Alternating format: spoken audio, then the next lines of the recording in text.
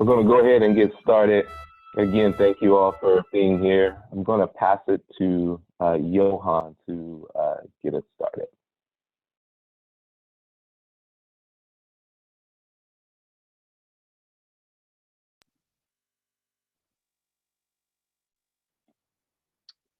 Sorry, D'Angelo, I just have a question. Do I need to share my slides? I think the team, if we could pull up the slide deck, that'd be great. Thank you.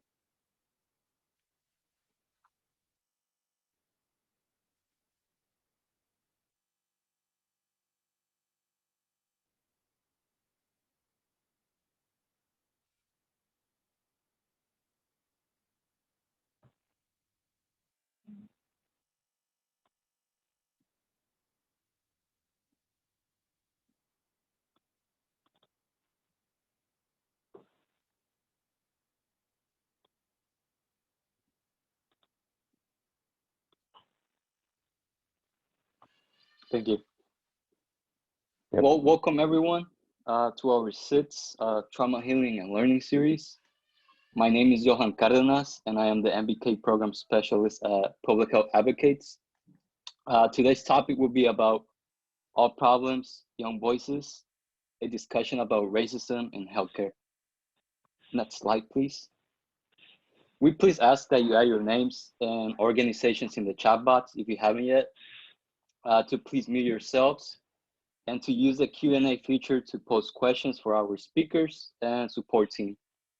Next slide, please. We would also like to give a huge thank you to our sponsors and support organizations. Today wouldn't be possible without their support, and we really want to say thank you. Next slide, please. And for today's agenda, we have a lot of exciting stuff. We will be having an ancestral acknowledgements, a youth spotlight performance, an MBK Healthy Development Pillar overview, MBK Sacramento updates, a few announcements, a panel discussions with some of the young leaders in Sacramento, as well as a Q&A panel with them. We will also be having a survey and next steps and closing remarks with Mr. D'Angelo Mack. Given that said, I would like to pass it on to the greatest ever, Dr. Tiffany Johnson, for our ancestral acknowledgements. Thank you, Johan, for recognizing that I am the greatest ever. I like to volunteer people in MBK things, and so Johan thought it would be funny to volunteer me for this, but it's a pleasure to have you all here this morning for this fantastic program that we have lined up. And it's important today and every day that we acknowledge the indigenous peoples who have been dispossessed and displaced from their ancestral homelands and territories due to a variety of different colonial and historical reasons. So I'm going to drop a number in the chat for everyone, and if you text your zip code to this number, you'll receive information back about the indigenous lands that you are on, as well as a link for with more information about concrete actions that you can take to support the indigenous peoples who are possessed in your cities. So we think it's important to go beyond just acknowledging the indigenous peoples whose lands we were on to take in more concrete actions towards supporting those groups.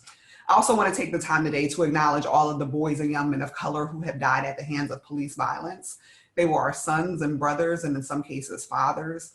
We acknowledge all of their dreams and the potential that was unrealized. We say the names of Oscar Grant, Michael Brown, Tamir Rice, Freddie Gray, Elijah McClain, Stephon Clark, and so many others who can't be with us today due to police violence. And finally, as we prepare to uplift the voices of youth who work with boys and young men of color, we also want to take some time to acknowledge the ancestors. We acknowledge our mothers and fathers, our grandmothers and grandfathers, our aunties and our uncles. We honor all of those whose art and music and literature and activism help open doors and opportunities for us and enrich our minds and our hearts. We stand on the shoulders today of Sojourner Truth and Malcolm X and Freddie Lou Hamer and James Baldwin and Audre Lorde. Today we want to channel their fierceness, their tenacity, their boldness, and their brilliance. And I know we're all going to be so blessed today by the young people that are going to be joining us through their talent and through their panel. And we know that today the ancestors are going to be really proud of all of the work that they're doing and the work that we're doing in their honor. And so with that in mind, we're going to pass it on to Eric Marcel, who is going to bless us today with a performance. First of all, I just want to say thank you to Mr. D'Angelo Mack for giving me the opportunity. And secondly, that I am an artist. You can find not what I'm about to do today, but you can find my music and you can find my art at Eric Marcel on all streaming services and all that. So this piece that I'm about to do, it didn't really have a name until Mr. D'Angelo asked me to have a name for it. So it's called Relapse. So tell me how I'm supposed to win when every battle face lies deep within.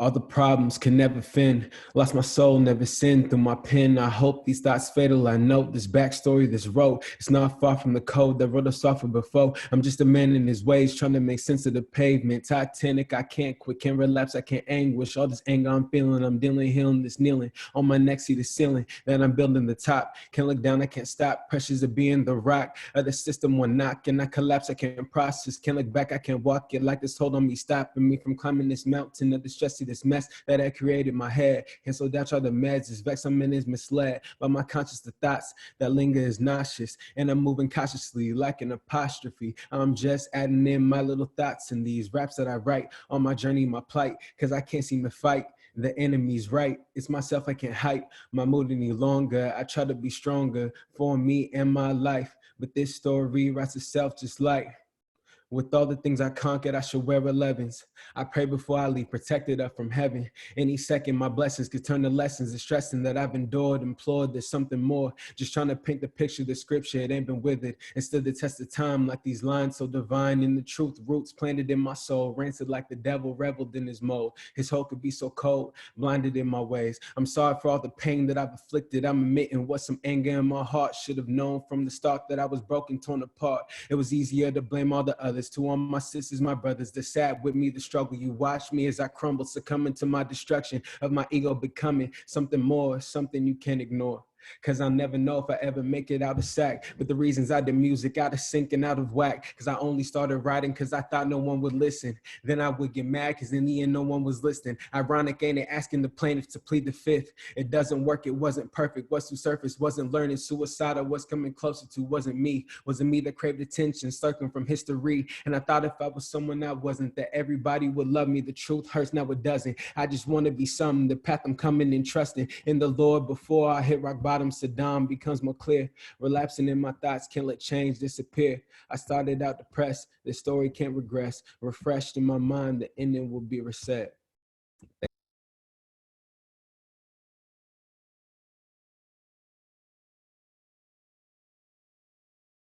Thank you.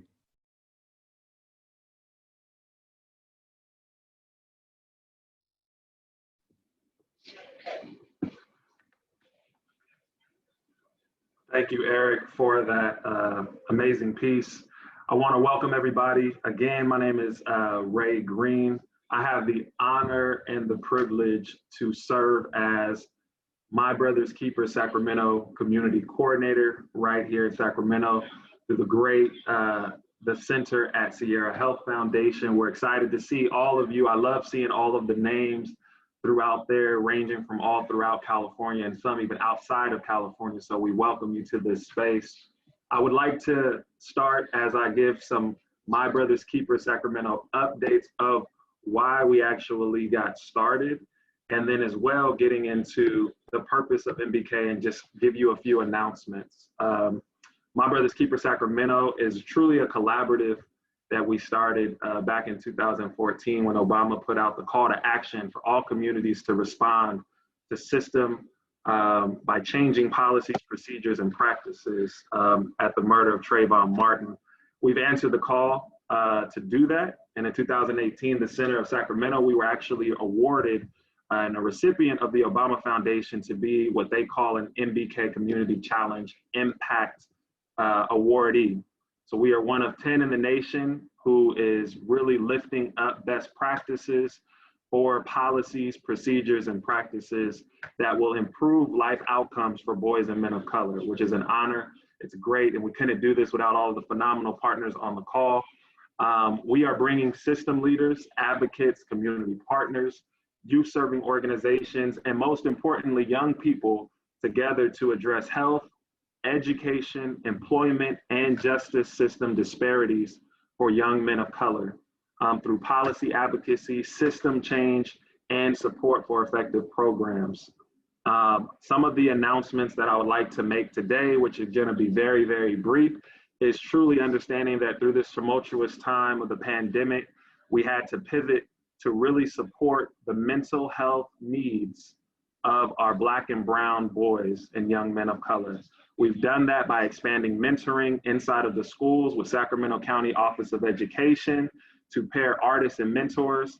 And we've also expanded that with public health advocates, who's also leading the way here with Johan, to really engage young men of color to see how they can get connected and what solutions they want to see happen throughout Sacramento to impact and improve their mental health needs. I want to encourage everybody, if you haven't heard of My Brother's Keeper, or you haven't felt that you've been connected so much or this far, in the chat I just listed out there the website.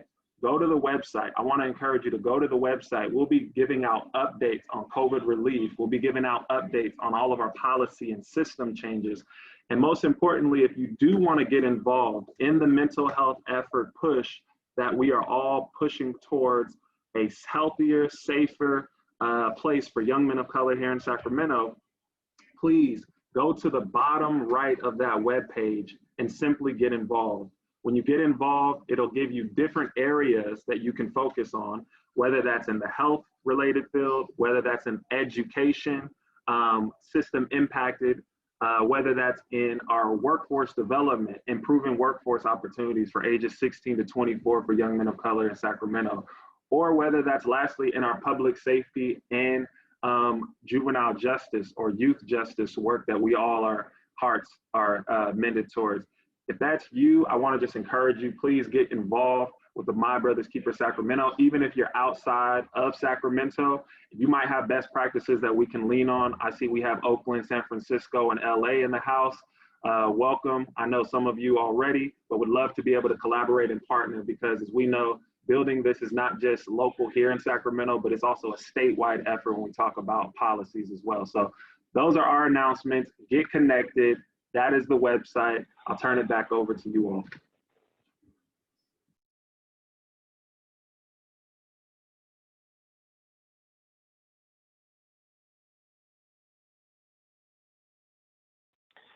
At this time, I think we'll have some announcements from Dr. Shawnee Buggs and Dr. Tiffany Johnson. Dr. Buggs? Yeah, hi. Good morning, afternoon to anybody on the East Coast. I'm Shawnee Buggs, and I am a gun violence prevention researcher at UC Davis. And I'm here to talk to you all today because if you are in the violence prevention space and have been paying attention to the news around the Biden-Harris administration's announcements for the American Jobs Plan that was put out last week, as well as a number of actions being taken at the federal level to improve communities, to invest in under-resourced communities, to invest in economic development, you probably have heard that the administration announced as part of the jobs plan last week that there would be they're calling on Congress to invest $5 billion over 8 years in community gun violence prevention. And I have been part of this small coalition of individuals who have been pushing for the federal government to make this investment. And I'm here to talk about it for a couple of reasons. One, because this is it's an historic investment by the federal government, a historic commitment. It's not yet an investment. We need Congress to actually pass the legislation, but it's a historic commitment by the federal government to invest in community violence prevention for a number of reasons. One, and the main one being that our government, our society has long treated violence in our communities, gun violence in our communities, as a law enforcement problem to respond to, rather than the public health crisis that it is. And we know that so many individuals in our communities have lost their lives or had their families devastated by gun violence for years and years and years without proper response to the problem by the federal government. So this commitment is historic in both the size of the commitment as well as the intent of the commitment. And it's included in the jobs plan that was announced last week, the $2 trillion infrastructure bill around economic development, because the federal government also recognizes that addressing gun violence and investing in individuals who are on the front lines working to prevent gun violence are also part of the economic and workforce development needs within communities. So when we make communities safer, we make economic investments more sustainable, and overall can build and help communities thrive. And so, I think for any of us who work in violence prevention, and those of us who work with young boys and men of color know how much violence plays a role, either directly or indirectly, in the lives of our young people and the lives of our families.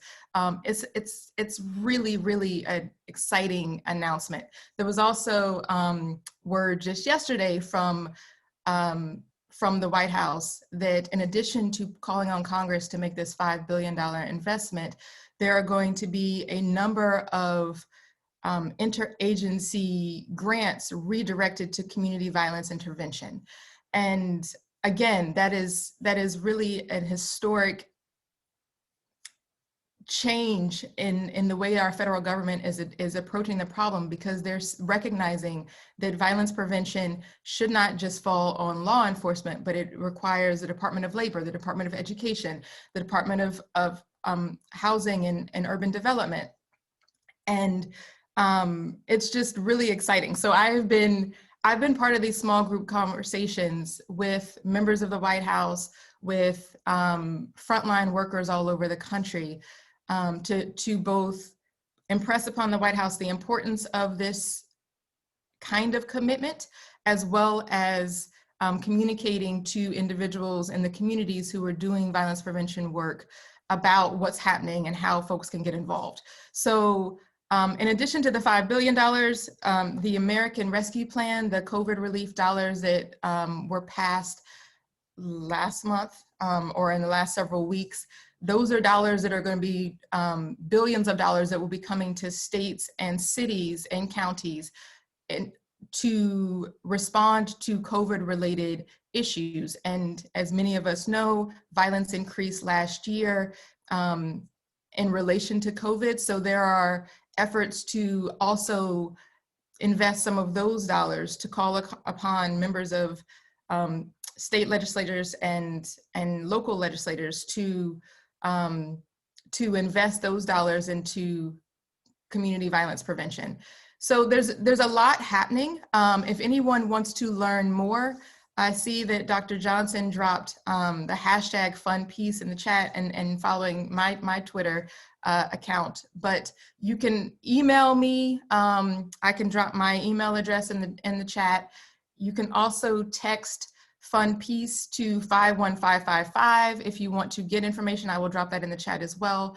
But just, I think what's really meaningful to those who are involved in violence prevention, as well as those who are not, that this is a moment that represents years and years of advocacy, of frontline work, of loss and grief.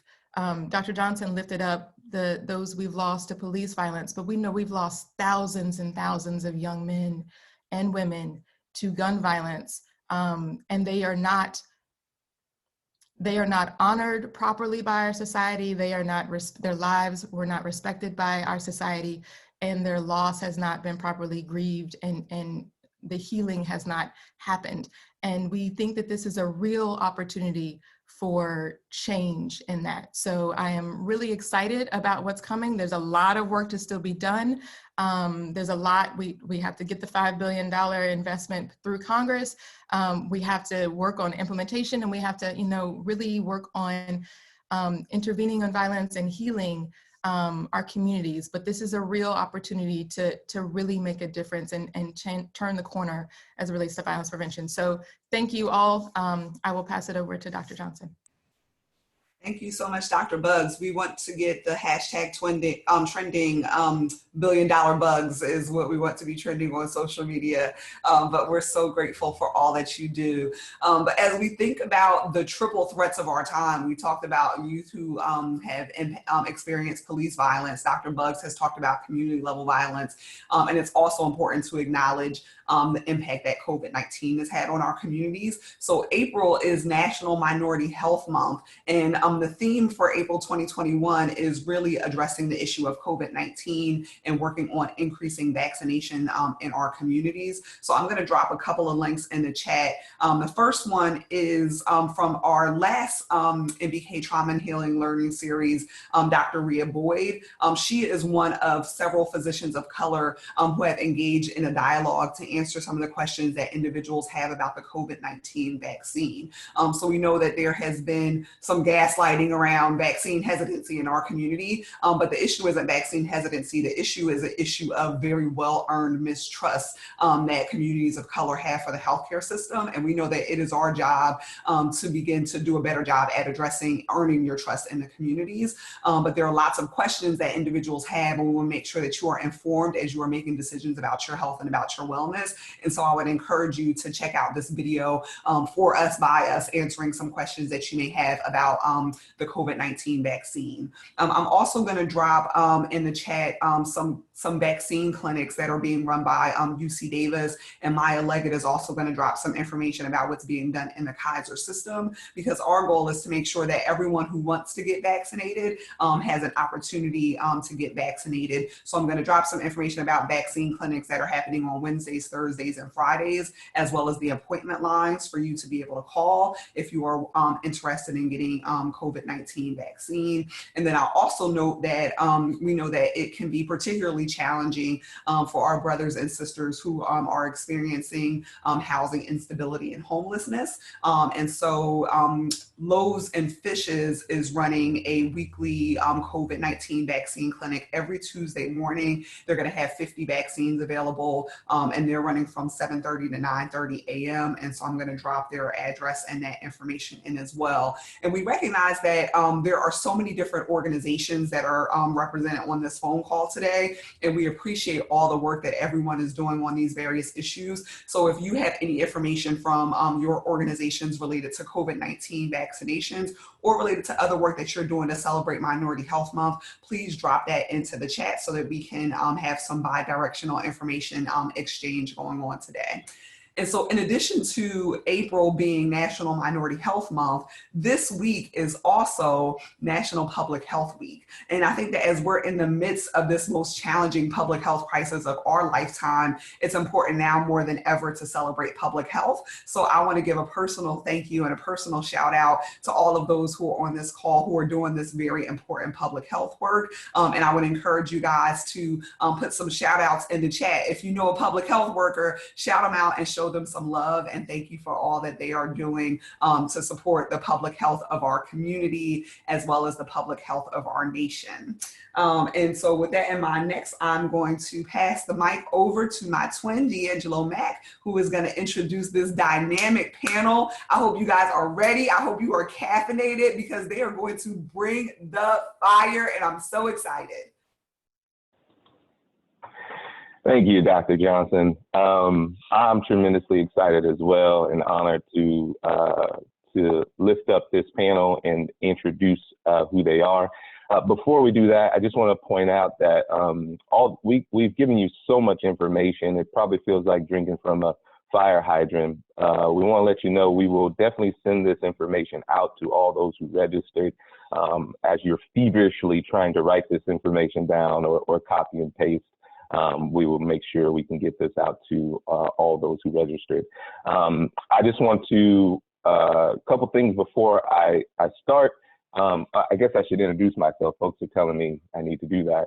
I am D'Angelo Mack. For those that don't know, I am a State Policy Director at Public Health Advocates.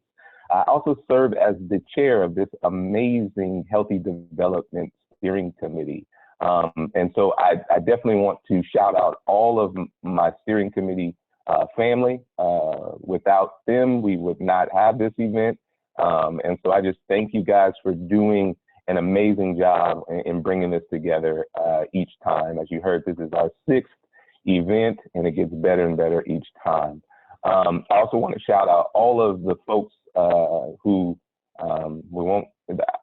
we call them young people, but they're doing their thing. So lifting up Johan, our MBK specialist, Eric Marcel for your amazing performance, and all of our panelists, which I'm going to go ahead and introduce now. And so we are pleased and privileged to have some amazing young professionals with us today who are going to lead this conversation around old problems, young voices, discussing racism in healthcare.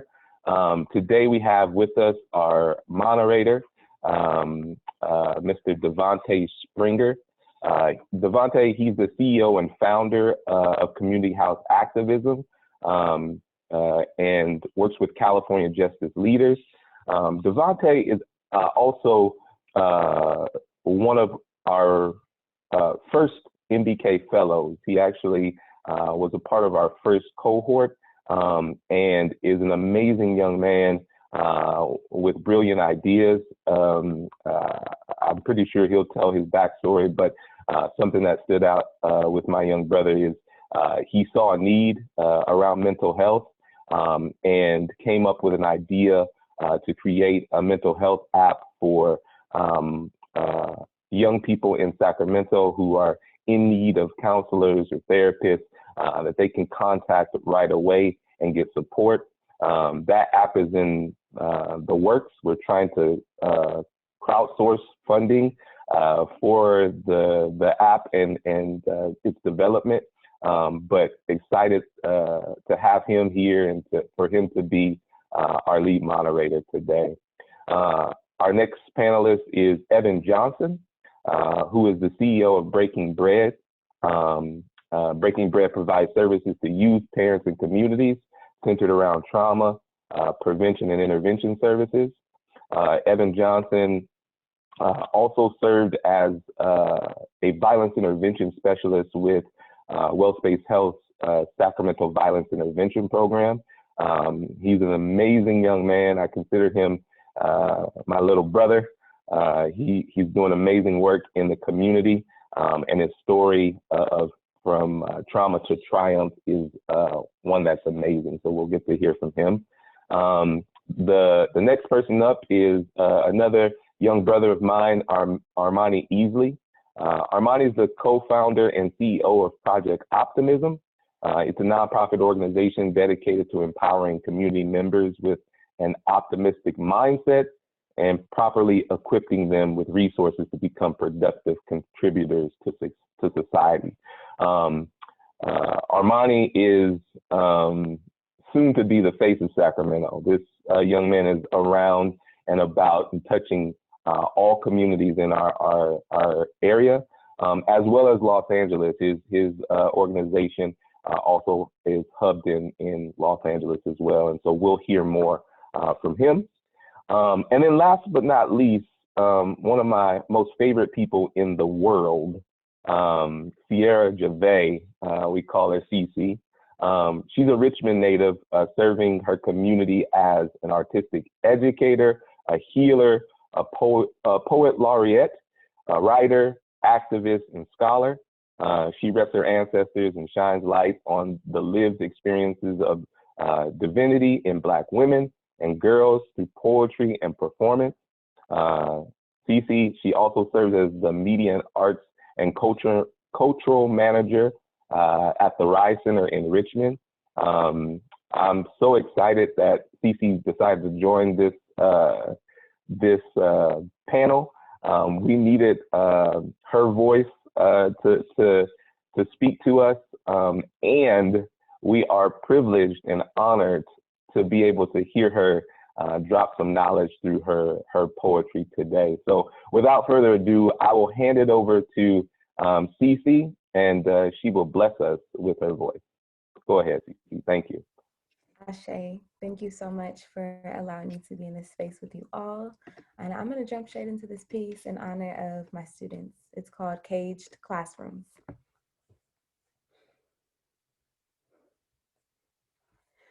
Hold on, just a little while longer. Hold on, just a little while longer. Hold on, just a little while longer. Everything will be alright. Everything will be alright. This is about the walkthrough, the parading of incarcerated youth of color, the story of the grief they asked me to hold, the memory of my brother incarcerated, the memory of my sister incarcerated, the truth, my uncle, a guard at San Quentin, the past, asking me, a second grader, to lead the tour of the county jail because you've been here enough times to show us all around, haven't you? I want to tell you the story of blood, house of a living trauma, where boys are made men by sentencing. Hallways be war zones of weary flesh, racing heartbeat palms that weep, standstill mugs in place of smiles, bulging eyes from the lack of sleep. This isn't even about survival, but a twisted way of singing the reverse of a Negro spiritual, because there ain't nothing godly about caging children of grief. Say, hold your eyes wide open. Witness the death of boys just like you. I teach a hip hop and poetry class in juvenile hall. My students are all Black, brown, and Samoan. On day one, we talk about identity, discuss the sanctity of words in our communities, code switch in a way that frees us all. But then there is the white educator who fancies herself a savior. So she writes down our language like a new Bible. Weary of it all, I glance at her paper to see stolen language repurposed through a white lens. We say, my nigga, that shit was lit. She writes, niggers, lit, aflame, Black boys burning, a sweet memory of a much simpler time. There was no way to separate incarceration from institutionalized slavery. There was no way to separate race from history. No way to separate bondage from Blackness. Say, I got your ancestor by the tongue, sweet baby. Never got to be a child, never got to be free, just living in a dressed up purgatory, just a last name, running away to make a new way of being or to find home somewhere. Don't cry. You are undeserving even of your own tears. This world stole that from you, from your great-grandfather's weeping. Tell me, how are my students supposed to see themselves outside of violence, out of genocide, out of death, out of gang affiliation, out of what was once protective community revolution in progress, Crip, brotherly love overcoming our destruction, blood? And how do I teach them that their life is worth living in a facility that teaches them surveillance over trust, starvation over nutrition, guilt over forgiveness? We are not ignorant to knowing that recidivism is the greatest tool for white supremacy. It is working. It always has. Ashe. Thank y'all.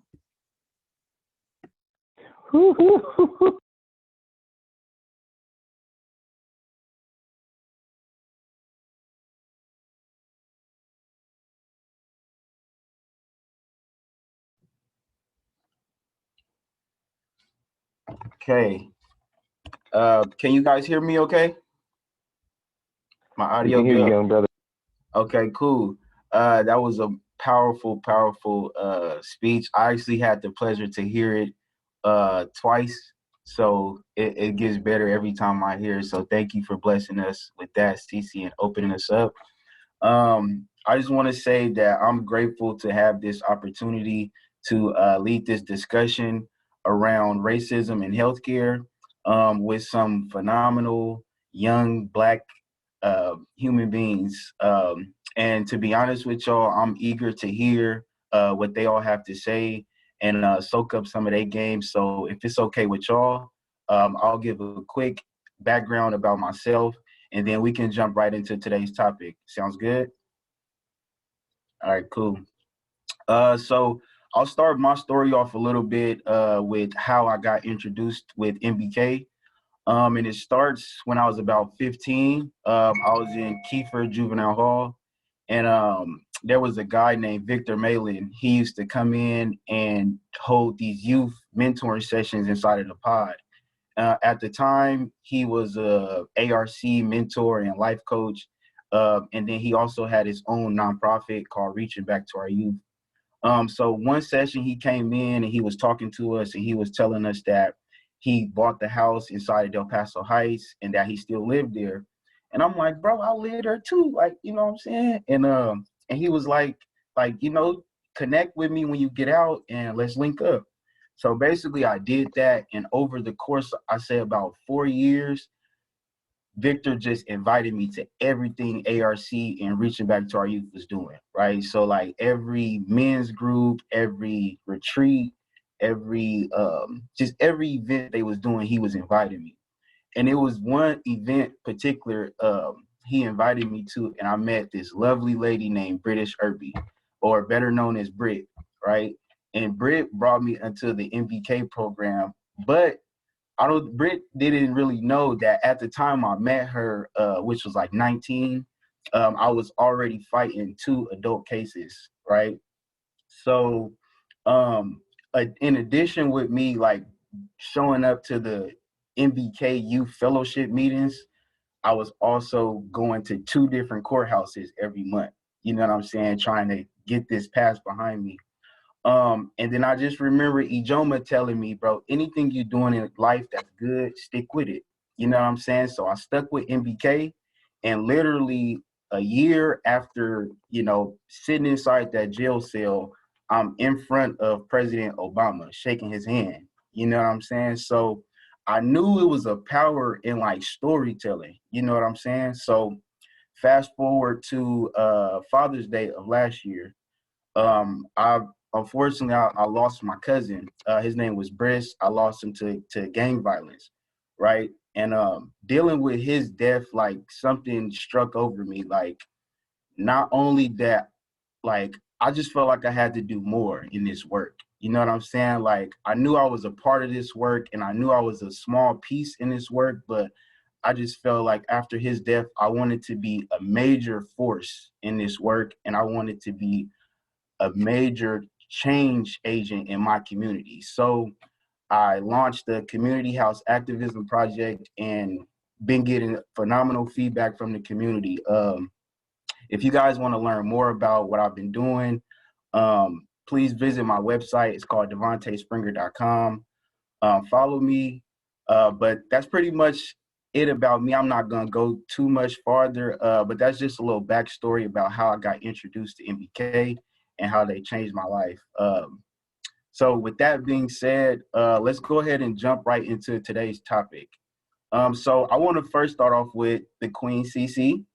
CC, first let everyone know about the amazing work that you're doing, and then tell us a quick overview about your journey that took you to becoming a professional. Can y'all hear me okay? Awesome. Okay, thank you.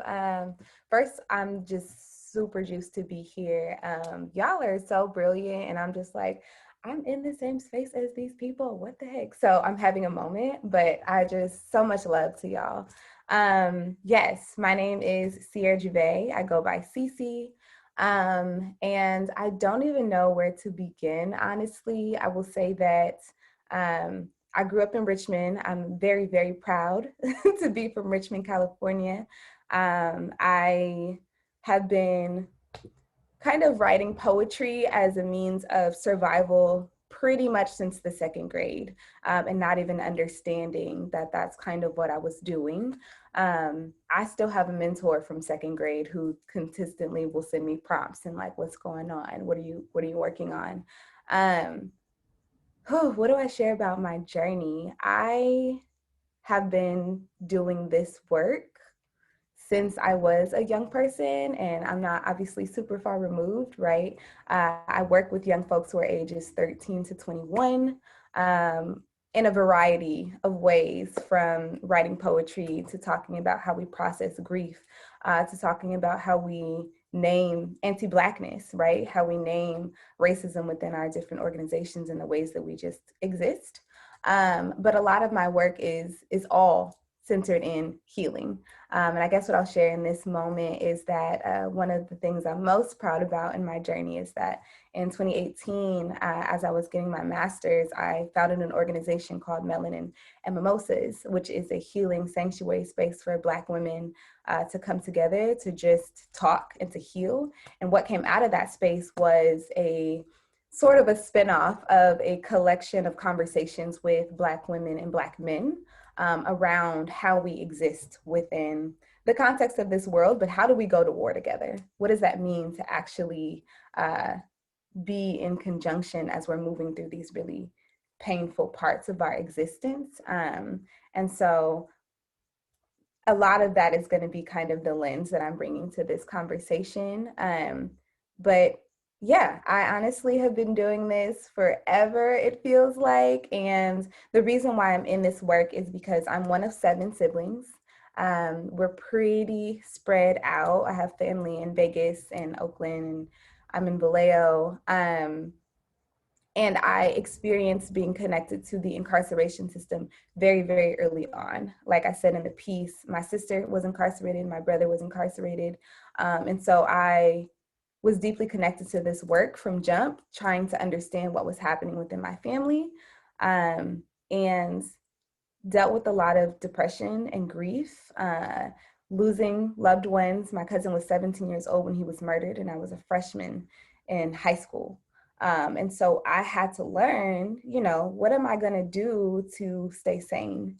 And throughout my high school experience, I lost someone deeply close to me every single year. One to gun violence, one to suicide, one to old age, one to mental health issues. And so I really, really had to hold poetry and therapy, right, as like, these are your saving graces, right? Especially because you're a little Black girl in Richmond. And I often got the feeling like, oh, I don't know if people actually care about me based on who I am. And so growing up in this work was really around like, I don't want other people to feel like this, right? So what is my work, and how do I utilize the skills that I have through school and everything else to deeply love on these young people that I get to be blessed to work with. And so that's what I do. I have been working at Rise for almost 4 years now, which feels very crazy. I was a young person at Rise. And so, yes, it's kind of a wild whirlwind of a story. But yeah, that's me, and I'll pause there. Thank you for that amazing insight, Cece, and keep up all the amazing work that you're doing. Next, let's go to my brother, Evan. Evan, won't you tell us a little bit about the work that you're doing, and then give us a quick overview about your journey becoming a professional? Yeah, so my name is Evan Johnson. Nice to meet everybody. I just started my organization, Breaking Bread, in November officially, but I feel like I've been planning this for probably about 5 or 6 years. And pretty much what that's just me putting everything I learned everything I've learned in this work throughout the years, and, giving my services out. So group facilitation, case management, pretty much whatever I know how to do, I want to be able to do it and help the community. A little backstory about myself. I am originally from Los Angeles County. I was born in North Hollywood, California. My parents are both from Pasadena, and around that time, it was real dangerous. So my mom, she moved us to Sacramento in about '97, and I can say, from there, I just started paying attention to stuff. I grew up in a big family. I'm a twin. I'm the second twin. I have three brothers and 2 sisters. And all of my brothers, my twin, my little brother, my big brother, and my sister, all was on Social Security growing up. All, was just in the system. And I had to kind of push back against my mom a little bit to not be included in that. But, you know, growing up like that, in the belly of the beast, I would say, I got to look at a lot of stuff. And, you know, it kind of just taught me, it kind of made me start liking this work and make me like kind of how Cece said, I've been doing this work since I was a child. So, you know, growing up here in Sacramento, but pretty much my story really starts when, pretty much when I got shot. That's when my story starts. So I was shot about 6 years ago, riding around with some friends, and pretty much that's what happened. I ended up taking a bullet to the ribs. It tore my, you know, small intestine, my large intestine up.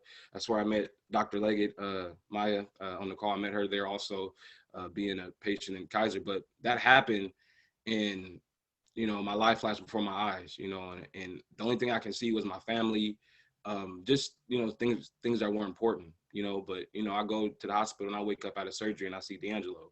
He's, you know, sitting at my bedside. And from there, me and him just connected. And, you know, he was a big part of my rehabilitation, because being shot isn't just a physical injury. The mental injury is a lot worse and a lot more harsh. The mental stuff you got to deal with afterwards. And, you know, you really need a lot of support to bounce back. So me and D'Angelo working, I get through my case plan really, really fast. And, you know, everything just lined up perfectly. I ended up getting hired, you know, got to shadow, you know, my coworker at the time for, you know, for a cool little minute. And, you know, the work I was doing with the population I was working with, you know, people who were just like myself, was therapeutic. It was for sure therapeutic. I had some battles, sometimes some struggles, because a lot of the cats I was working with were my friends. I knew a lot of them. So that was tough. But it kind of built me up to what I am today. So, you know, to say that. So I did that for 6 years, you know, worked with some really, really amazing youth, really amazing people, helped a lot of amazing people, did a lot of amazing work with D'Angelo.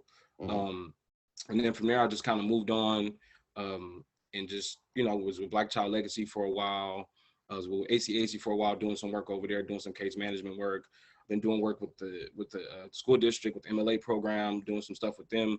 So just kind of been, you know, ever since I started this work, you know, almost 10 years ago, just been trying to get my tool belt, you know, filled with a bunch of tools so I can use them. But I love doing this work. This is my life work. This is, you know, my calling from God. And, you know, I would say being shot was a blessing and a curse at the same time, because if that wouldn't have happened, I wouldn't have had the clarity to see that this is what I need to do, you know, and this is, you know, this is my life's work. So thanks. Nah, thank you, brother. I just want to say, man, appreciate you for sharing your story, and keep grinding, bro. Like, you're definitely an inspiration to me, and I know all the youngsters that's gonna see this, you know what I'm saying, definitely big inspiration, bro. Last but not least, let's turn it to my brother Armani. Armani, go ahead and let the people know about the amazing work you guys doing at Project Optimism, and then tell us a quick overview about your journey onto becoming a professional.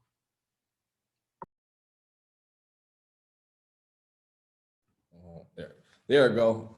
Somebody had to unmute me. MBK, what's up? How y'all feeling? Like, I'm gonna keep it real with y'all.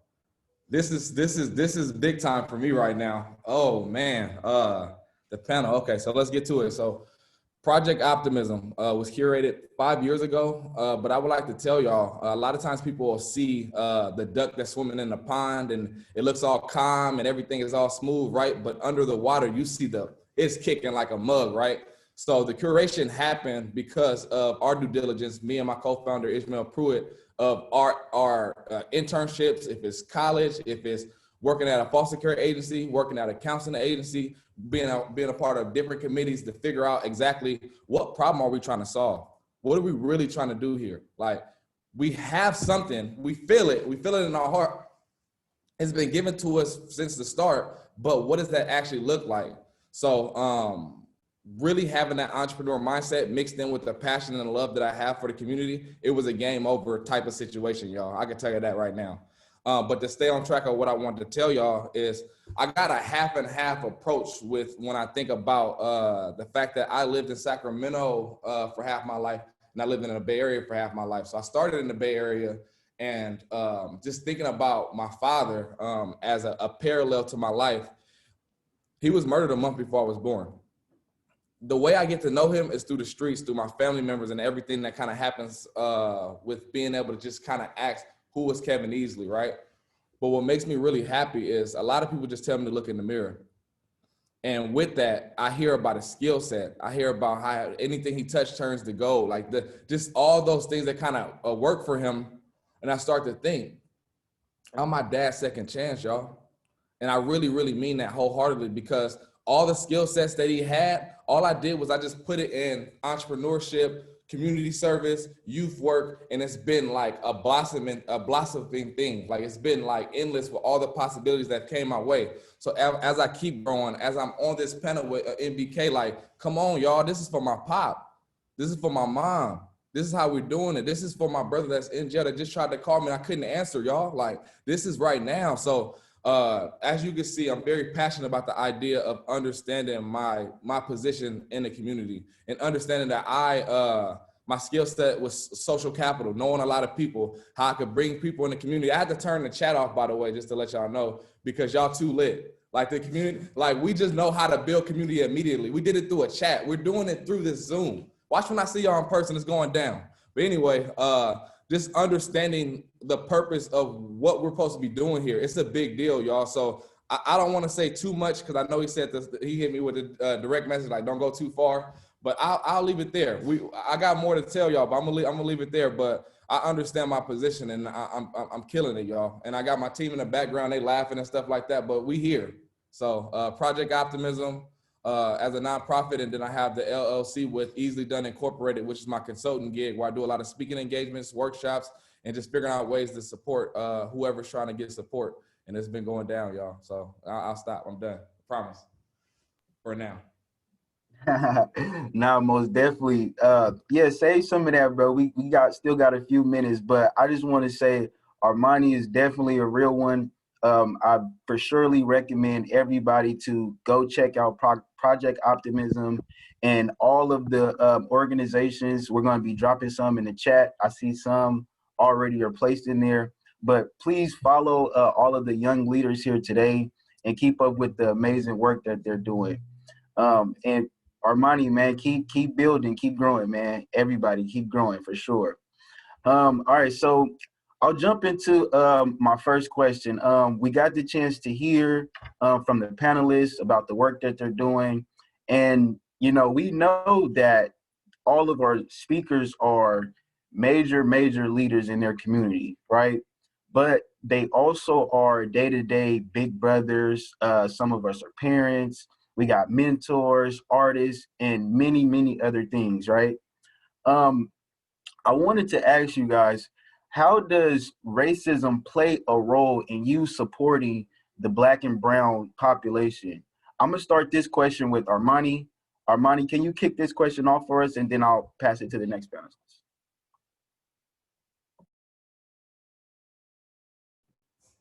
I try to mute myself just in case I say something, but it be keeping me on hold. Yeah, that's serious. All right, so real quick, it puts us in a spot, y'all. So when I think about Project Optimism, I think about the fact that optimism is universal. Everybody needs optimism. The optimistic mindset that we teach, preach, and do here, anybody can receive that, right? But unfortunately, when I think about my lived experience, my staff lived experience, my family lived experience, we have to intentionally serve our people because who will, right? So I think the part that really makes me struggle at everything that we want to do when we want to mobilize, and I'm thinking about Chairman Fred and Hampton on how he did things and how he was able to mobilize everybody. Like that's how I kind of see it. If I had a position in this, that's how I want to rock, right? But I worked in the school district, y'all, in the equity department at one point, and I still felt like I wore a badge that was hurting my community. As in, like, I seen a family come towards me and they're upset, and I'm like, I'm on your side, but they don't see that. They just see this badge of this school district, you know what I'm saying? And so to understand that, like, we all have our positions in working in the system, working with the system, and totally like, man, forget the system. Let's break it. Let's burn it all down and recreate it. Like, we have positions in all that, but it sucks, y'all, because I think about it. I remember working in my cubicle, and my energy was a different kind of energy because I'm still being affected by the stuff that I'm trying to impute my life and my skill set on every single day. But yet this person next to me ain't really feeling it. They about to clock out and drive somewhere where it's still snowing. Like, you live that far, you that far removed where you could drive, and you said it was snowing last weekend. It's a different kind of energy because I understand we can't clock out from this. I understand that. And I'm not going to fault anybody for not knowing, but once you know, you got a responsibility to that. Quit playing with me. You working with me side by side and you're not really down for this? Oh, that's a problem.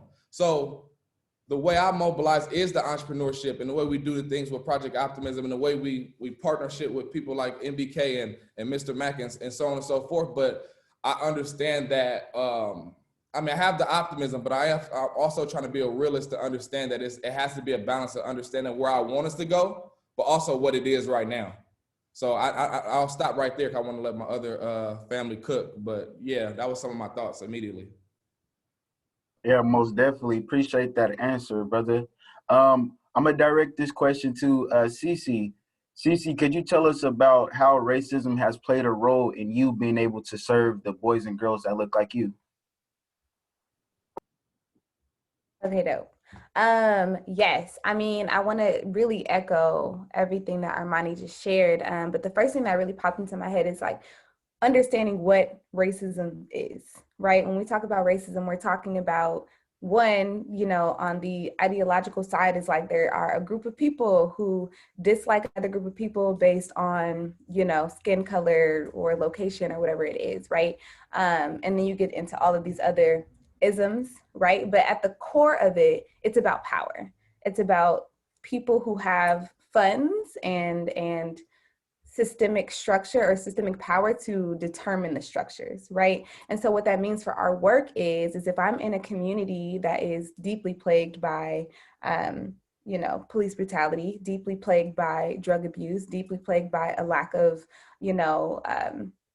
quality education, what do you think is going to be the result of that? And when we talk about these power dynamics, the work is really, how do we dismantle these systems? And how do you work with young people to say, hey, I want to teach you about these structures and systems that you exist within, at the same time that I want to teach you that we have to dismantle them, right? Like, that's a really complex idea, especially because as young people, and as humans, we just want to live our lives, right? Like, we want to have love, we want to have family, we want to have all of these things and not have to focus on, dealing with oppression. But as Black and brown folks, we actually just don't get that opportunity, right? A quick example is when I went to college, I was around peers who were like, school's hard, I got to do homework, I got to do X, Y, and Z, but then I'm done, I clock out. When you're Black, not an option.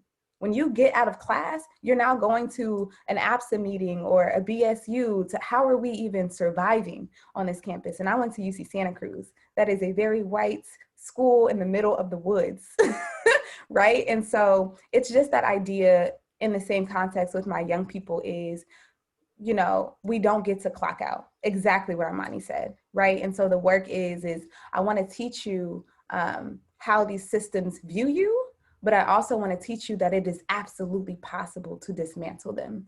And that actually is going to take a lot of work with the entire community. And that's another conversation we'll go into, but I'll pause there. Thank you for that insight, Cece. Evan, let's hear from you. The same question: how has racism played a role in you being able to support the Black and brown people?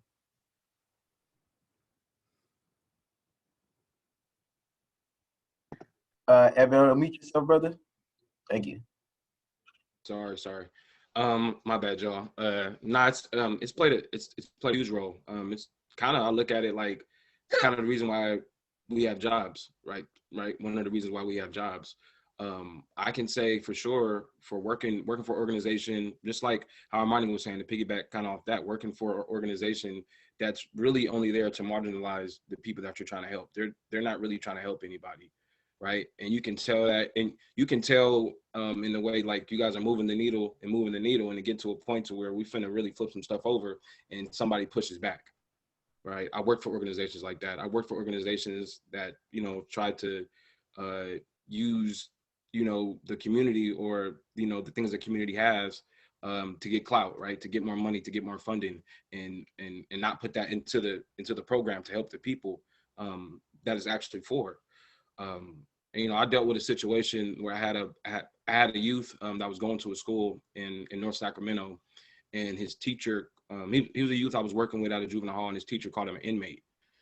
and you know, I didn't understand that. So I went up to the school, talked to the teacher, had a conversation with him. And, you know, that's just one of the things I can pinpoint. Just, you know, you're a grown man. We're trying to help this youth get back into society. You gonna call him an inmate? You gonna put him in this box? So went and had a conversation with the teacher, but just, you know, it's hard. And that's why I kind of got my own organization now, because it's hard to work for somebody and actually try to move the needle, right? When, like you said, when it's not this, it's pretty tough. So, and then it stresses out the people you're trying to help, right? The clients, because they don't understand why you can't do stuff for them. Why can't you do this? Why can't you do this? You said you was gonna help me. So, you know, to eliminate all that, you just, you know, work for yourself and get it out the mud. And yeah. Perfect. Thank you all for those great answers. I want to move on, and I want to talk about healing, right? Because we are, of course, we're going to discuss the problems, but in thinking about this question, I want you to think about Black and brown boys specifically. When Black and brown boys come to your mind, how do you encourage them to keep healing at the center? And also, what does healing look like for Black and brown boys and men of color? I want to start this off with Cece, and then we'll pass it on. Thank you. Man, this is such an important question. I am like constantly thinking about healing as it is related to joy, right? There's an idea that because Black folks are, you know, dealing with all these different layers of oppression, that we don't have, or we shouldn't have access to joy. And so when I think about the young Black and brown boys that I work with, number one is laughter. Like, is there space in our workshops, in our one-on-one meetings, all of those different things where we are kind of bringing to the forefront that y'all are young folks, like y'all are human beings that deserve joy and laughter.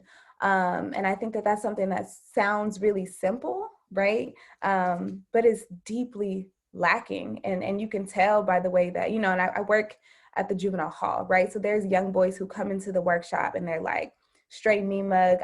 I literally, out of survival, cannot even smirk in this space, right? And having to go through this entire series of workshops to talk about, you know, who you are and what you deserve as a human being, to see at the end of the workshop, like all we do is crack jokes, right?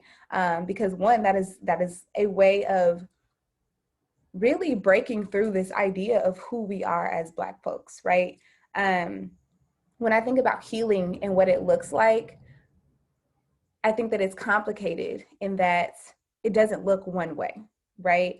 I think that oftentimes it's like, I can say, here's a list of things you can do to heal, right? You can go journal, you can walk, you can offer all of these different things. But I think healing really comes when you're able to really acknowledge what the root causations are for what you're dealing with. And one thing I will say about healing is it's ugly. It's ugly, and it sucks that it's ugly, right? But I think that, you know, sometimes we do get to these really dope healing aspects, but because it looks so ugly, everybody backs up.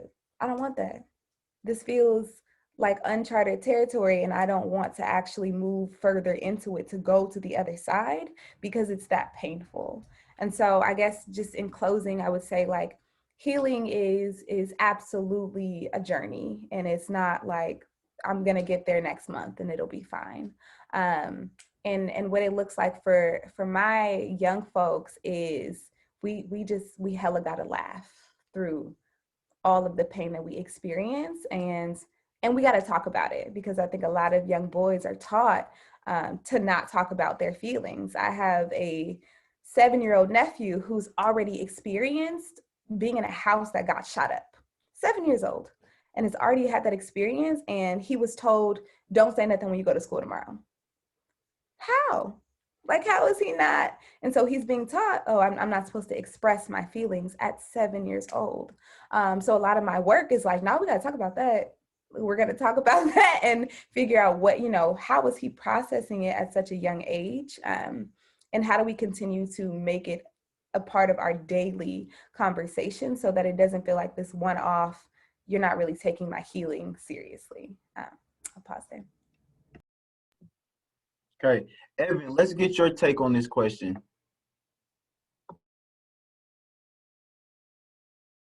I'm sorry, Devonta, can you repeat the question for me real quick? Yes, sir. So for our Black and brown brothers, right, young and old, how do we encourage them to focus on healing, and then answer, what does actually healing look like for those Black and brown boys? Well, so that's a super important question, just like Cece said. And just to start it off, healing, you got to be vulnerable, right? Like for Black and brown boys, I think they need to see somebody that's like them, that's healed or in a healing process, right? And what that looks like, right? So they can want to do that, right? But vulnerability, for one. For me, when I talk to youth, when I talk to young men, I'm always super vulnerable, right? I've been through some stuff in my young life that made me feel naked in public sometimes. So I think when you don't walk in there with those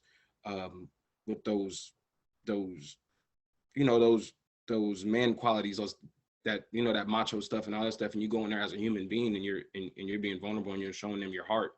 I think, when you be genuine with them, especially when it's coming from a man's point of view, I think it's, you got to be genuine and you got to be real at the end of the day and have a real conversation. But like Cece said, healing is ugly, right? Healing is an ugly thing, right? It's something, if I can speak a little bit, if you guys don't mind me speaking, I said something earlier about, me being shot and just the mental aspect of it, right? I felt like I lost my mind, right? Because what was possible in my life, like the impossible just happened. So I couldn't even wrap my head around it. And D'Angelo seen me, when I first started working with him, and where I'm at today, I can't believe I'm here. I'm even here speaking to you guys, right? But that was hard, right? And that was painful, right? And that's what I bring when I go talk to you. That's what I bring when I go in the juvenile hall and speak. I bring that with me, and I carry that on my shoulder, and I want them to see that, like, this is real, and I really been through something. I want you guys to look at it and look where healing can get you, right? It gets you clarity. It gets your mind clear. This ain't about getting the money or getting the stuff like that. This is so you can get to the money, so you can think about getting to the money, so you can think about other things in your life. So yeah, and I'll end there. Thanks. Yeah, no doubt. Appreciate that, Evan.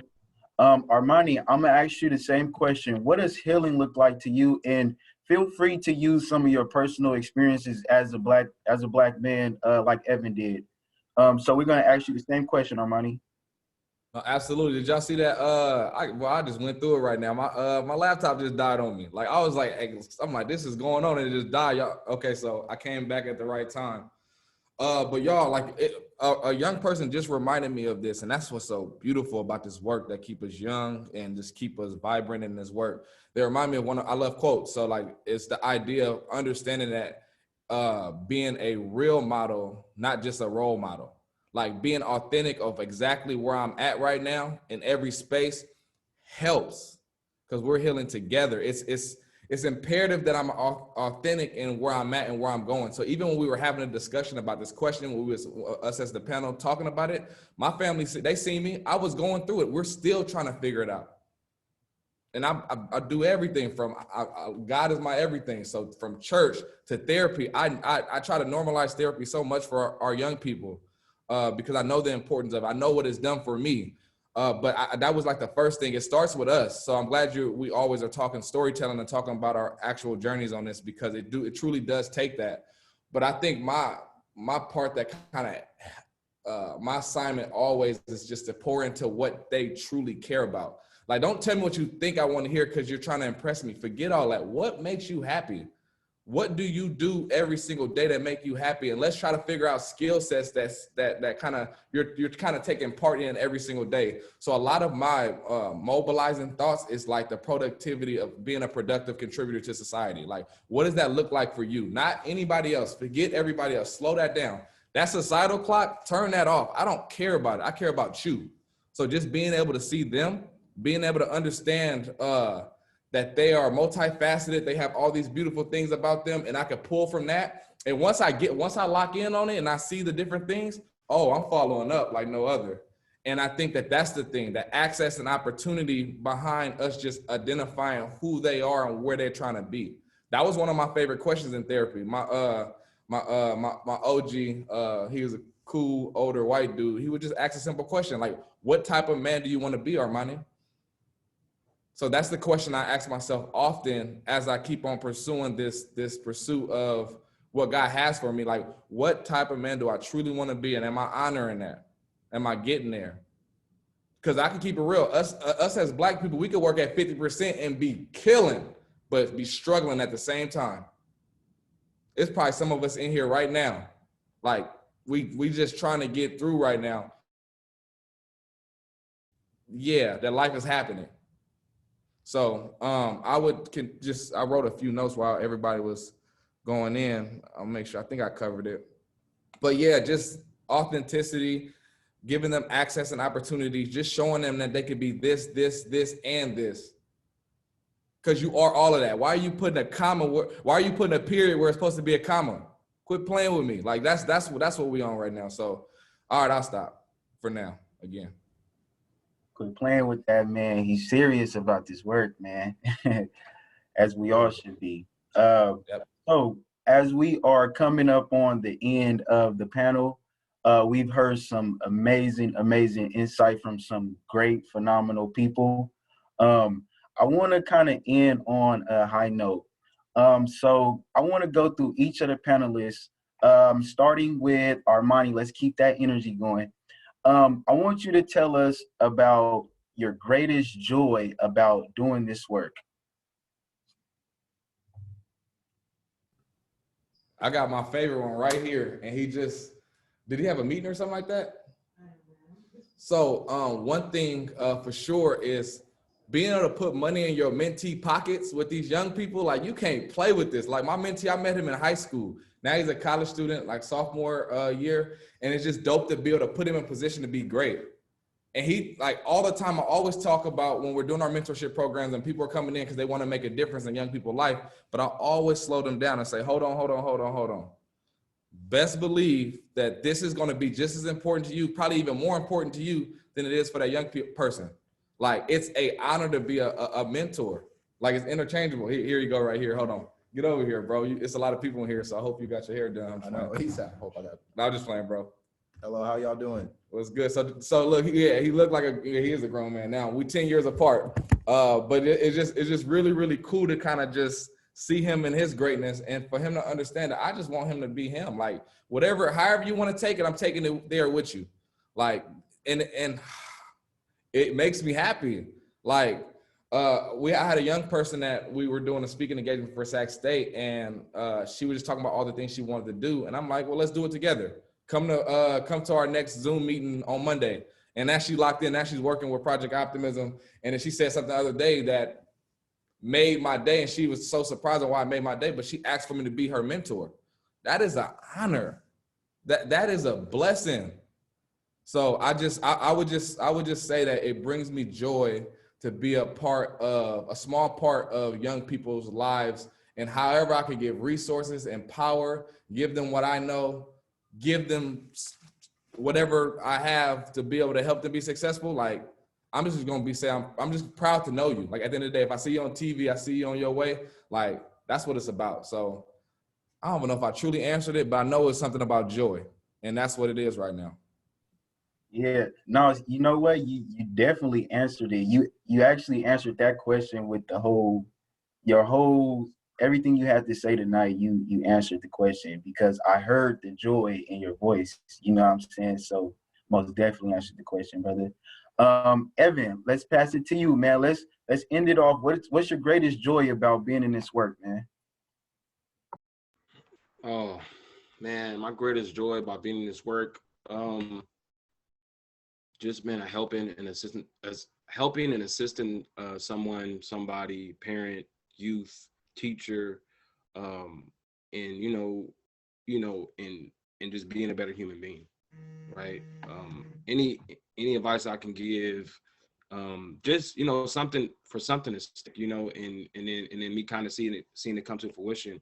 I remember when I first started this work, I used to get burnt out because I used to just think stuff's supposed to happen like that. And D'Angelo, he told me, he was like, you got to plant the seed, man, and then it might not come to fruition in a year or two. It might come in 7. And I've seen those things happen.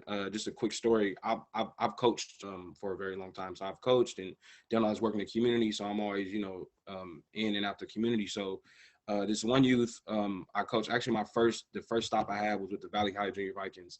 And this kid that I coached there, he ended up going to high school and stuff like that. But every time I would come after he left Valley and I would go see his high school game and stuff like that, he would always be like, hey, yo, Coach EJ, hey, this is my Coach EJ, this is my Coach EJ. He the one that taught me how to do this, woo, woo. And, I always got to throw it back to him. Like, you put the work in, but it's like, for stuff like that to kind of come to fruition. He's in college now. He might be at a D1 school now, but just stuff like that, you might not see it right then and there, but it might come to fruition 5 years later, or, whenever it might come. So just putting the word out and hoping to stick, man, and giving good energy out into the universe and into people. And, it might come out to, something good. Appreciate that, Evan, for highlighting your joys about this work, man. Cece, let's go to you. Tell the people about your greatest joy about being in this work. Absolutely. Honestly, a bunch of echoes across the board. I think first and foremost, being a mentor is magical. And if y'all ever see me with my young people, it's very much like, these are my friends. And the way that, we are together, like we have a rule in our poetry workshop, which is simply like, no disclaimers, right? Like, your work is dope as it comes out. We'll edit it later, whatever. When I tell you, when I'm in a space and I might say a disclaimer, young folks are like, I'm sorry, what was that? We said no disclaimers, right? So it's like, it's a genuine, like, these are my friends. I like really love the young people that I get to work with. But one of my greatest joys is I got to be, the Poet Laureate of Richmond, California, which is, whatever, not important, but getting to be in the community to do this work and then to see how powerful these young people are with their words and their sheer ability to perform and impact everybody's lives in the audience. Literally a month ago, we got to actually create the first ever Youth Poet Laureate position in Richmond, California. And when I tell y'all, when we chose that young person, it just like blew me away. And I literally cried because I was like, this is it. Like, this is the work that I want to do, because I have mentors who hella saw magic and was like, okay, cool, we gonna push her, right? And so the fact that now young folks are literally like, like, people call me their poet mom. It is such a weird dynamic, but like that idea of a young person saying, hey, I think that you're dope, can you be my mentor? And inside my brain, I'm like, oh my God, my baby, like having this again moment. But just like, there's hella joy, there's hella love. And I'm huge when it comes to my poets. I'm like, y'all, they are so incredible. I'm like, let's do this. You're gonna perform here, you're gonna perform there. And that piece around money, like, a joy is that young folks deserve to be paid and compensated for their work. And I get to make that happen. You know what I'm saying? Like, I get to push these different organizations to say, this is not just oh, you're going to spit a poem, here's $50. Like, nah, they're putting in work and they're talking about very real things. So pay them. And that's it. But I'll end there. There you go. You guys heard it here first. All right. So now that we've coming up on the end of the panel, I just want to say that here it is. Like, you know what I'm saying? Like, these are the people that's doing the work, like Armani. You know what I'm saying? Y'all heard what he shared about, you know, his brother called while he's doing work on Zoom. His brother called from inside the system that we're working to change. You know what I'm saying? Sierra, Black woman, you know, college graduate. You know what I'm saying? Evan, my guy's been Shy, he's been through so many trials and tribulations and still standing tall, still, you know, supporting and serving his community. You know, me, been through my share of trials and tribulations, and I'm still get up every day with the same mindset, you know, the same motivation to want to do better, to want more for the community. You know what I'm saying? Like, this is real, you know, what everything we just shared, it's no faking it. I encourage everybody to please follow and keep up with all of the panelists and their organizations and all the great work that they're doing. And as well as me, you can find some of the websites and some links to all of our organizations in the chat. But yeah, it was an honor to be able to be a part of this, and shout out to all of the panelists. Please keep up the good work, everybody. Mean that from the bottom of my heart. And with that being said, I'll pass it back over to my boy, D'Angelo. Yes, thanks, Devontae. Let's give it up for the panelists in the chat. Show them love, clap it up for them, snap it up for them. Such an amazing, rich panel discussion. You know, I'm thankful for each of them because I can't afford them. We can't afford them, right? Like our MBK Healthy Development Pillar literally can't pay them enough for their time, but they chose to be with us today. So I am truly honored and grateful for you all to be with us today. But not only that, personally, I'm grateful to know each of you personally and have you as mentors in my life. And I really do, you know, this work is hard, right? We see a lot of tough things. We live through a lot of tough things, but there is hope and there is promise when I hear Evan Johnson and CeCe Gervais and Armani Easley and Devontae Springer speak. I feel like our future is in good hands. And as they are doing great work, they are creating and investing in others who will also come along behind them to do good work. We're in good hands, y'all. We are truly in good hands. So God bless you all, and thank you for being a part of this panel. We want to open it up for questions. Questions for this young panel. Heard some amazing things. Picked up a lot of great quotes. I'm definitely going to continue to be a real model and not just a role model. That's for sure. All those that know me, you know, I hate code switching. I'm tired of code switching. And so just as real as Armani was on this call, he knows I'm just as real as well and continue to want to be. So questions, as the questions are coming in, the first question that I want to offer up, there's this thought around healing. I heard individuals talk about creating an atmosphere where laughter and joy exists. I heard creating a sense of vulnerability so folks can be open and aware of where they are. I heard about continuing to be real. I want to start with Devontae, as he's working with young men and didn't get a chance to really articulate because he did such an amazing job facilitating the panel. You tell me a little bit about what it takes. As we're doing this work, I know that each of you come to the position you are in because you are able to be vulnerable, you are able to laugh, and you are able to be real. But how do we really create those types of things or that type of space for our young men where like CeCe said, it's a matter of life and death if I show vulnerability. It's a matter of life and death if I let my guard down. Tell me a little bit about what you do, Devontae, with your friends and with the men that you work with to create that sense of healing. Yeah, so I know I can speak for myself for this, maybe for some of the other panelists, but I believe that when we all started this work, we all started small. We all had an urge or something that pushed us to get to be in this work in the first place, right? For me, it was when I was incarcerated. You know what I'm saying? Knew that I had more to offer, knew that I was smart, and I was behind a cell. You know what I'm saying? So when I got out, it was just like, I can't waste no more time. But the educating and learning more about, and just seeing, like, being in my community, you know what I'm saying? And you have a different understanding of what's really going on. And you start off small first. You say, okay, I want to, change, or I want to be a role model, or I want to be a mentor.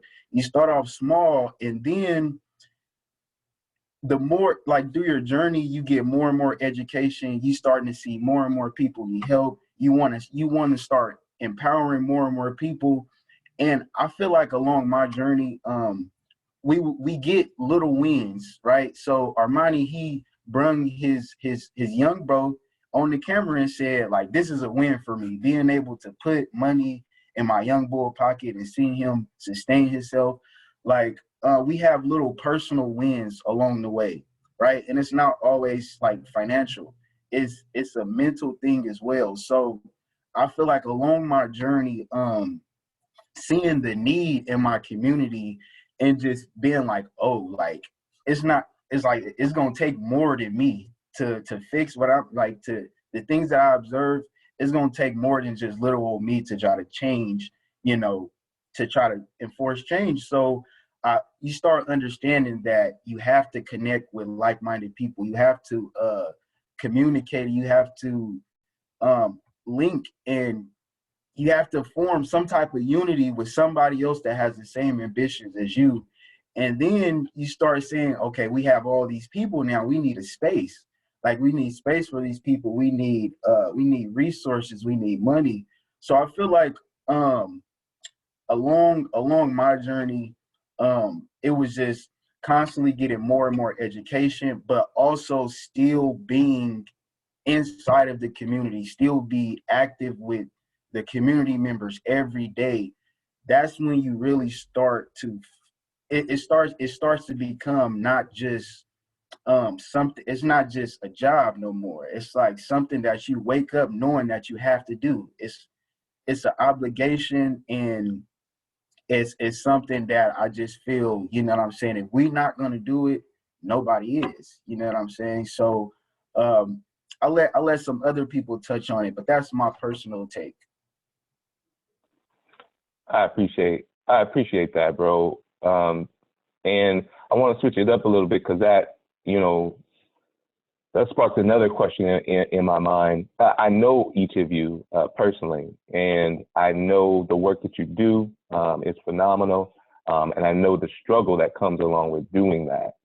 And mental health has been talked about through all four of you have lifted up some type of verse or something about mental health. And so I think in the chat, folks on the call also want to know, I know you personally, I know what you present, and I know also the struggles that you experience. But let's talk about mental health. There's a stigma around mental health in our community. There's not enough, culturally appropriate therapists and mentors that look like us to do the work. How do you access, or how do you get young people to access proper mental health services with racism and oppression and all those things that we come up against in today? And I'll start with Cece and then pass it off. Definitely, thank you. I'm like, okay, cool. Make sure I'm not muting myself. So I'll speak directly to the work that we do at RISE. without going too much into detail, RISE has 4 departments that essentially work to eliminate any barriers that a young person might have. For this question specifically, a lot of our work is within our community health department. So I'm going to share this and also share, it's a little bit complex, just like where we are right now. Some of you know, if you know RISE, that our director of that particular department actually passed away in January. And so it's been a really difficult, painful time. And I'm not one to not bring in the pain in these situations, right? And so I want to honor her in the space as well, Marissa Snoddy. But the work that we do is, one, understanding that there is a deep lack of access to mental health services. Then there's also just stigma around mental health services. And so what it looks like at RISE is we currently have 1 therapist that works with a variety of our young folks, a bilingual therapist. And then we have a couple of staff who are all case managers, so who work one-on-one with young folks, developing plans, thinking about what are the different things that they might need, where there are actual barriers. And then we look at how do we take what folks are learning and teaching in these therapeutic spaces, and then how do we put that into all of our actual programming, right? So that young folks who are like, I don't know about therapy, that's not really my thing. But if they're actually showing up to these variety of workshops, they're actually accessing therapy, right? It might not be in the traditional sense. And for them, that might not be comfortable, because many of us, I grew up in a family that was like, if you go to therapy, you're acknowledging that you're crazy. You're acknowledging that you're not well. And at a young age, I was like, I'm not well. My dad left. People are dying around me. I need access to talk to somebody, right? But the point is that a lot of young folks are fearful of those spaces. And so what we do at RISE is we embed that into all of our workshops. We have something called the theory of liberation, which essentially means that, all of the work that we do is around making sure that young folks know that freedom is an actual real thing that we can accomplish. And a lot of that is going to take dismantling our own ideas, our own learned behavior of what it is to be healthy and well, and what it means to actually access those spaces. And so in short, straight up offering therapists, but also making sure that our workshops reflect what healing spaces look like, and always going back and back and back and asking young people, what does it look like for you? And how do we make sure that we're supporting you in that work? That's awesome, Cece. Thank you for that. Mental health services baked into everything you do. That's key. I recall when I was with SVIP, Evan and I would have group therapy sessions over PlayStation 4. Like Matin was therapy, right? We needed to find different ways to, we would have therapy sessions in the car over music, but different ways to access mental health support was important.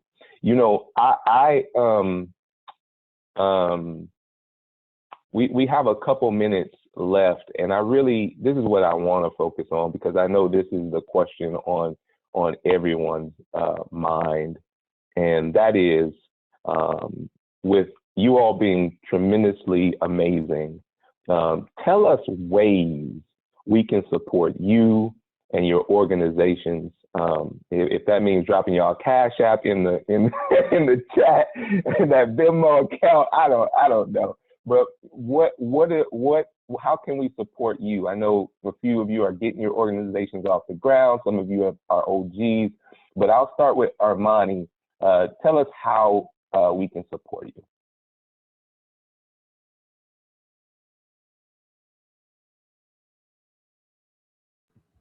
Okay, there we go.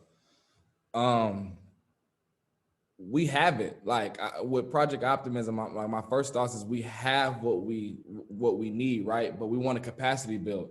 A lot of the people that I have on staff, that's, the family for PO, I can't sustain them full time, so a lot of it is them being compensated, but I want to be able to get them full time where they don't have to do every which way. So I think it's the capacity building part for us to continue to do the work, for our reach to get bigger and bigger. But skill sets, always talk about, I would rather for us to work with people in their assignment is something that they're passionate about, something that they're great at, or something that they're already doing. So we're talking, like one of the things we're trying to do is we're trying to build out our sales force, and we don't know what it is complex, y'all, but we're trying, and the sales force is building the story on paper, the data part. We need a data analyst that to be able to tell the story so we could be competitive for grants, because we go after them, but we know we have a lot more work to do with that. And so if somebody was to come into the space of one of our programs or X, Y, and Z, it'll be a no-brainer. They'll see what time it is, right? But for us to be able to tell the story on paper, we are challenged by that. And we want to be able to not underserve the people that we can serve, by that being one of our Achilles heel, if you want to call it. So I think it's that, and and fundraising. Like it's a little bit of everything, but we've been able to do a lot with a little. But I would like to be able to serve my people as the people that serving the people, not just the people out there. So that's what I'm on, you know. So we gonna get there. But I would love. I'm glad you asked that. Thank you for asking that, because we need y'all. We need y'all. We need y'all. That's great. Thank you, Armani. That data research piece is huge. I know some amazing data research folks on the call. We heard from Dr. Bugs around funding that's coming down very shortly. Definitely want to partner and help there. Evan Johnson, same question to you, my brother. What can we do to better support you and your vision and organization? Just an opportunity. You know, I just started in November, so I'm still growing and stuff, but just an opportunity and a platform for me to showcase my talents, to showcase my ability. I'm really, really great at what I do. I have a different, innovative mind about, you know, doing the work, about talking about it, about thinking about it. You know, D'Angelo knows that, but the goal is for everybody to know that. So right now, just an opportunity, right, and a platform. That's all I need. Thank you, sir. Street cred. Ev got street cred. I vouch for him. Devontae, same question. What can we do to support you, bro? Yep. So same thing here. I just started in November, but the feedback that I've been getting from the community. First, let me kind of break down what I do. Community House Activism is a nonprofit, and we focus on using storytelling and activism to create change inside of marginalized communities. So I've started right here in my community in Sacramento, and mostly North Sacramento. And I've been doing it out of my house now.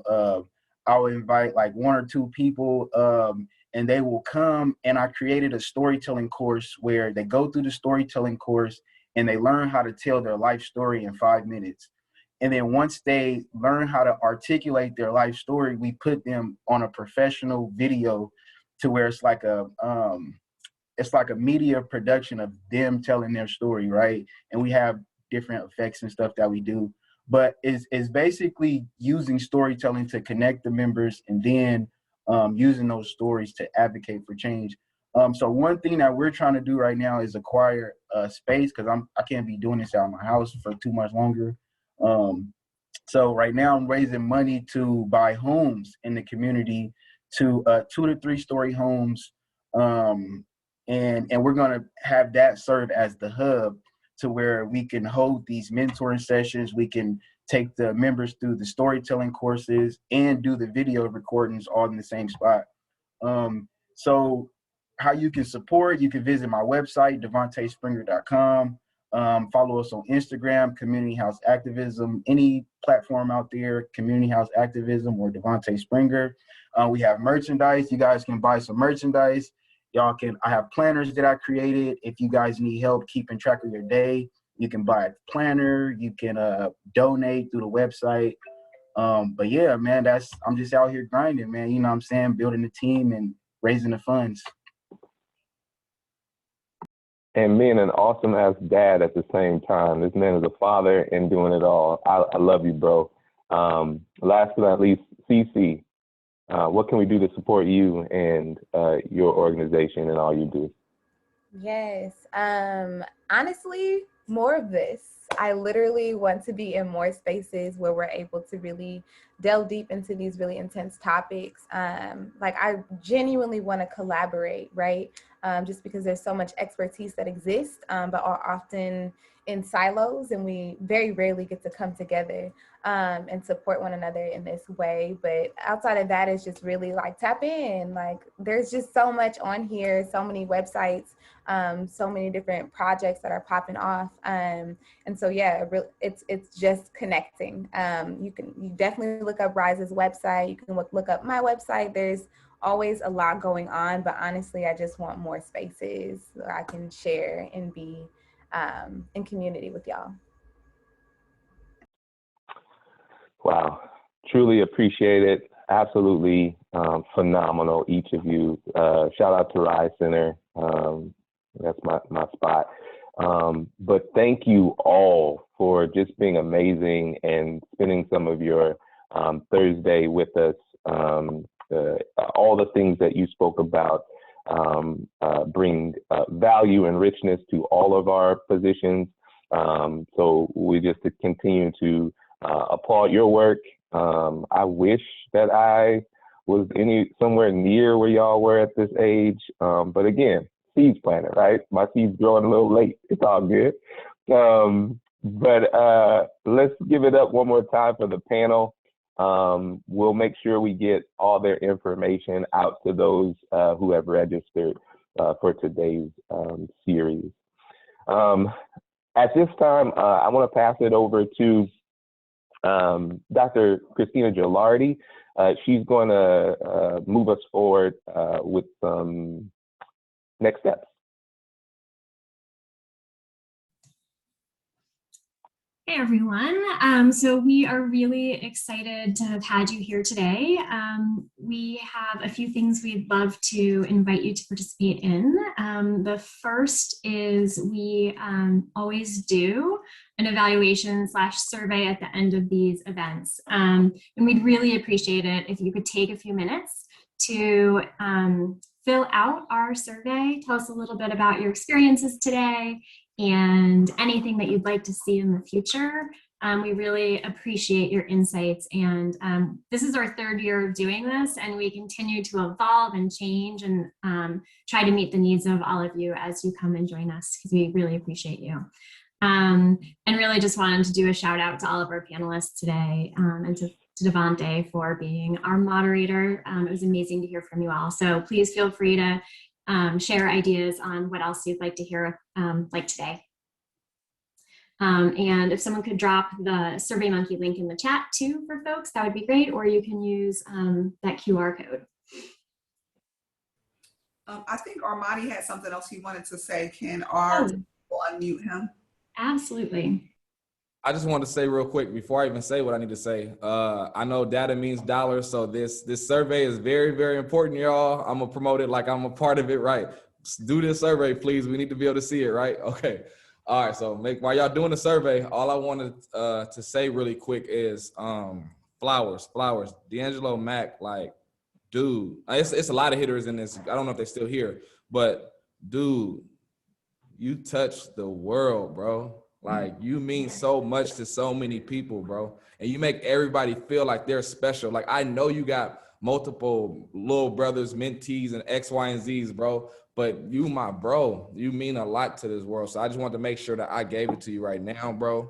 Forever and ever, thank you for this opportunity. I understand what you just did right now is far beyond the compensation, all that stuff. We got people reaching out, giving some connections on some data analysts already. You know how game changing that it is for our organization if we can get that going?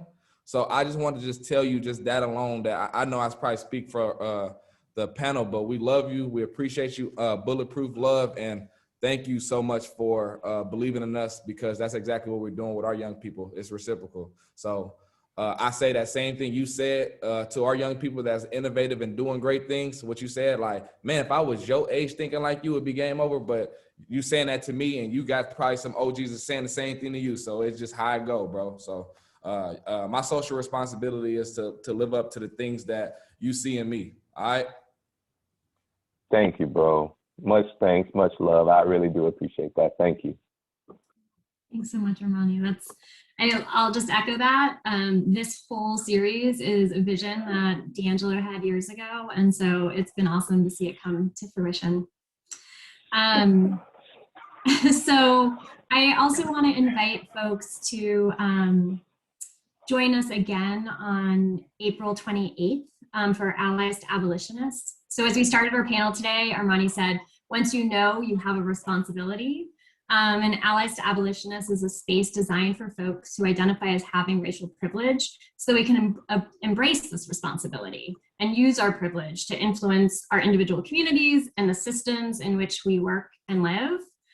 So we're gonna build on the conversation today and all of the insights that have been shared by Devante and Armani and Cece and Evan in our efforts to support and celebrate boys and men of color in our individual communities and also in ways that we can help to dismantle systems of white supremacy. So if you identify as having racial privilege, please join us. The conversations are rich, and we try to identify ways in which we can take action in our daily lives. So you can register at the tiny URL link that is on the screen, and I'll drop it in the chat. And please feel free to reach out if you have any questions and if you want to join us. Back to you, D'Angelo.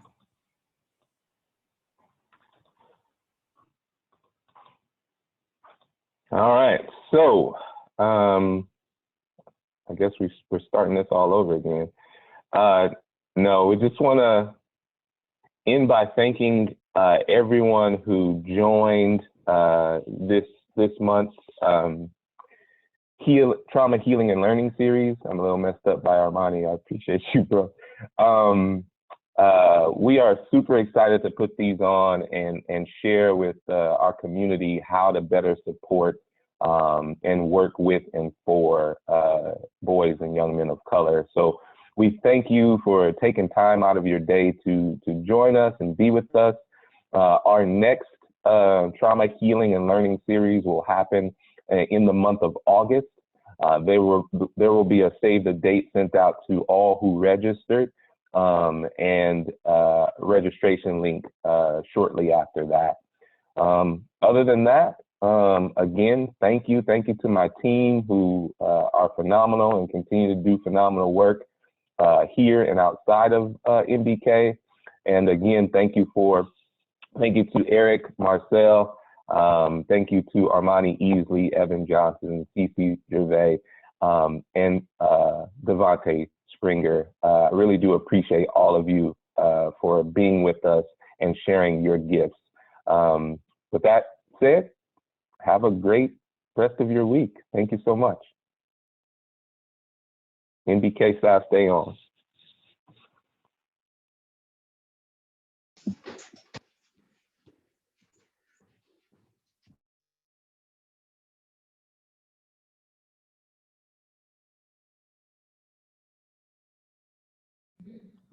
Do you want us to stay to debrief, fam, or we leaving too, the panelists? You're free to go, panelists, unless you want to stay. We would love to just have you if you want to stay a little bit. I think I'm good. I can stay. I can stay. Cool. I'm about to go use the bathroom. Be right back.